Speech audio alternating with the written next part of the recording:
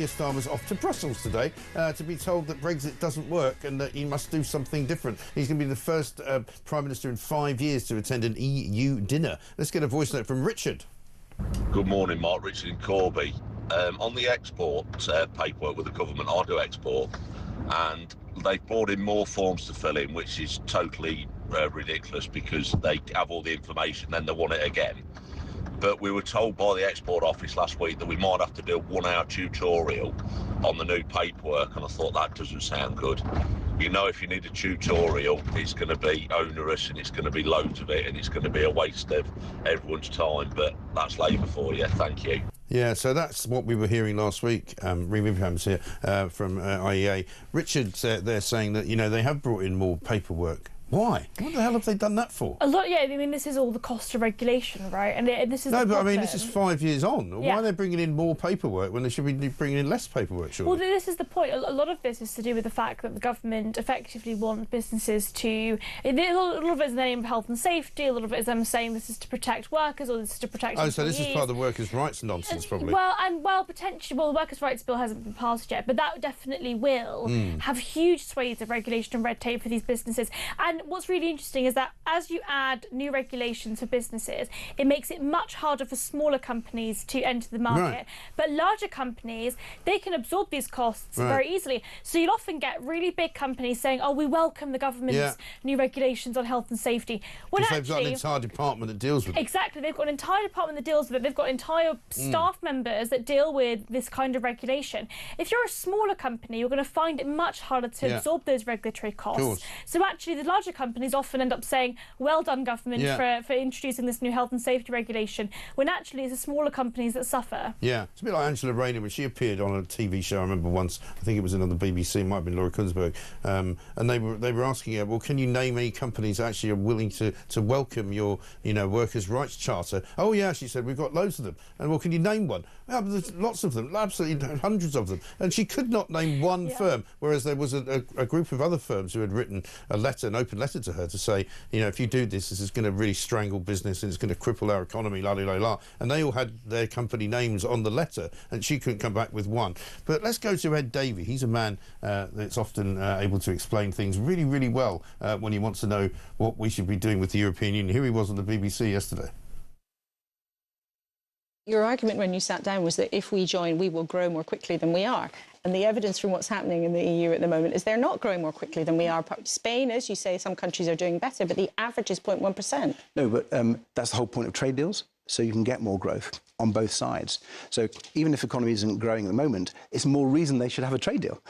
So I'm afraid you're playing into my own argument that a UK-EU customs union would help us, and it would be relatively easy to get, because it's beneficial for our European friends as well. And we already have a free trade deal with the European Union. What's he talking about? He's talking absolute rubbish. He's a Lib Dem leader, right? He's a leader of the political party, and he kept saying to Laura Kunsberg every time she countered him with a good point, you're playing into my hands. Well, no, you're not. And she's actually saying that your argument's completely useless. Insane. It's insane to basically say, well, actually, if they're doing really economically badly and we're doing economically badly, what we need to do is trade with one another.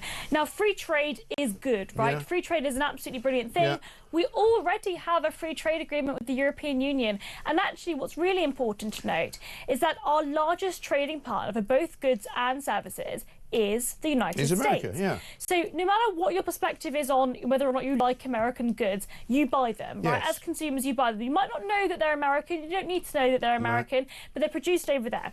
Now, the reason why free trade is so important is because there are goods in other countries that are more efficiently produced, which means that your groceries are cheaper in the United Kingdom because we can't produce everything. Now, that's the benefit of free trade. But the reason why Trump wants to do what he's doing with places like China, though, is that he believes that they're strangling his ability as a country to actually have an industry, because he's, for example, been particularly good on car making. He's like, if you want to make cars that you sell here, you build them in America, and if you don't, we're going to put a massive big tariff on it, in which case people won't buy those cars. And I think that's a good thing. No, so I disagree. I think it's a bad thing. I know you disagree. So I think that as soon as you add tariffs and quotas to various different goods that are domestically consumed and not domestically produced, it means that you end up increasing the costs, right? So yeah, but in cars in particular, people can buy American cars which will be then cheaper than the Chinese cars. At the moment, in Europe, for example, the Chinese cars are cheaper, and they are completely wiping out British and European car manufacturers because they can't compete. They can't compete because they're cheaper. That competition is a good thing, right? Well, it's not if it's putting people out of work in the home country. But it's not putting people out of work. Well, it is. They've just sacked a load of people out of the Vauxhall plant in Luton.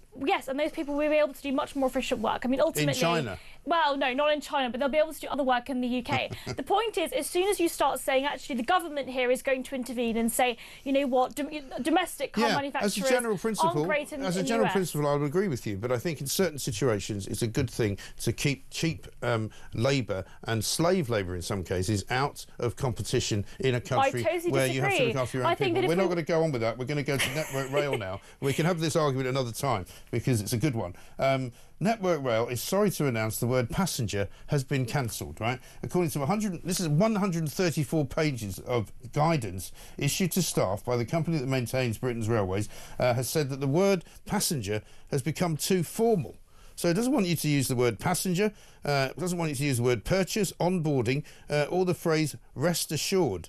And this will not come as any great surprise to you, Reem, that this is all about inclusivity and being able to speak to everybody equally. I mean, who is going to be offended by being called a passenger? Yeah, it's absolutely mental. The guidance also says that pregnant women should now be called pregnant people. Oh, please. Of course it does. Yeah. A lot of if you could find a train to actually make an announcement on, that would be good. That would be good. If you actually get the train on time, that would be excellent as well. What's really interesting is a lot of these... So there's a bit of a chart here in the Telegraph piece. So passengers should be referred to as you. Yes. Which I think is even ruder, if you ask me. Yeah, Purchase should be referred to as buy. Right. Obtain should be referred to as get. Right. Mother or father should be referred to as parent. Expectant mother or a pregnant woman should be referred to as a pregnant person. Mankind should be called people. Workmanship, quality of work, this is mental. Manpower, ladies, men, or people. Boyfriend, wife, husband should be called partner or spouse. So if you're sitting with somebody with either it's the same sex or the opposite sex, and they say, "Is this your partner?" and you say no, how do you get that information and process it? If it's your boyfriend or is it your girlfriend, it's more accurate. Isn't it? Yeah, of course it's more accurate. This is crazy. These last ones are quite funny. Your normal should be referred to as neurotypical. So, neurotypical. Mike, you're not very neurotypical. Actually, I'm not very normal at all. I'm you're the opposite of neurotypical. I rejoice in the fact that I'm not normal. And this one annoys me. Christian name should be actually called first name or given name. Yeah. That's obviously because being Christian is so offensive. Yes, absolutely. Yeah, because people who are not Christian might not like it. Well, I don't think anybody cares. No. How about this? They could be beaten, though, by North Devon Council, who have got a recruitment training manual in which they've decided to code 52 masculine coded words and 50 feminine coded words. Feminine terms which are frowned upon include kind, loyal and polite. What are these people doing? Masculine terms to avoid include intellect, lead, principle and ambition. God. Employers are also urged not to use terms like years of experience or native English speaker. I mean, where do these people so come? Offensive. It is so ridiculous, isn't it? I mean, called me old-fashioned, but I like to think of women as being more feminine and as being, you know, in most cases. In most cases, not quite with Nicola Sturgeon, but you know, being, you know, I'd like to think of male and female roles in that way. Yeah. And I would like, you know, when I'm surely that's diversity. I mean, they go on and on about diversity all the time, but they don't want you to define the differences between men and women. Exactly. How does that work? work? It's not saying that all women are this way or all men are this way, right. but it's that this is their traditional role, and I think that's something that this country seems to have entirely forgotten. Absolutely. I believe that, generally speaking, when I'm looking for a husband one day, not yet, I'm a bit too young, but when I do eventually look for a husband one day, I would like somebody that is stronger than me, that is more of a leader than I am. Might want somebody who puts shelves up, fits the car, that kind of thing. That can do sort of the DIY around the house. I can't do any of those things. I mean, I do more cooking and you know, whenever I have been married... You're a bit more feminine and more maternal. Yeah, I am. Whenever I have been married, it's always the woman who's done all the, like, putting the IKEA bunk beds together, because I'm hopeless at it. I mean, if I did it, looks like some kind of, Salvador Dali sculpture. And it doesn't mean that you're a woman, Mike. I don't think I'm a woman. You're not a woman. But I'm allowed to have different talents. Exactly. Which maybe men wouldn't be expected to have. Exactly. I think that's wonderful. Very much touches my feminine side. Oh, all sorts of things. Everything from anything Lebanese to Italian to French. I'm very good at it. I'm going to make you cook for me one day. I will. I'll do that. Excellent. Now, let's get another voice note from Phil on Starmer's voice coach. Morning, Mike. Phil from Hertfordshire. Well, Starmer had a voice coach. Well, it didn't work, did it? 3, 2, 1, way! I mean, people have been saying this all weekend, but if he did have a voice coach, should fire them. Yeah, or ask for his money back. I think it must have been foundations. It must have been Kermit the Frog. Maybe it was the voice coach that taught him how to speak like a robot. Maybe it was that way round. Maybe he wanted to sound like this. A part of their grand plan to come across as a lot more statesmanlike, so that they can tell you what to do. Yes, they're going to increase your taxes. Yes, they're going to overregulate businesses. But you know what? It's all being said by a very smart lawyer. So maybe it's all part of their grand strategy. Yes, which brings us to the next story we'll do, which is about growth and how useless it is. We'll come back to it in a second. We've got to take a little break. This one from Mark in Caterham. Morning, Mark. I just had my train cancelled and the other's running late, so the train companies are right. I'm a mug, not a passenger, for paying £3,120 for this. That's probably his season ticket. It's a joke, isn't it? I mean, never mind 134 pages of gobbledygook. How about you just run the bleeding timetable?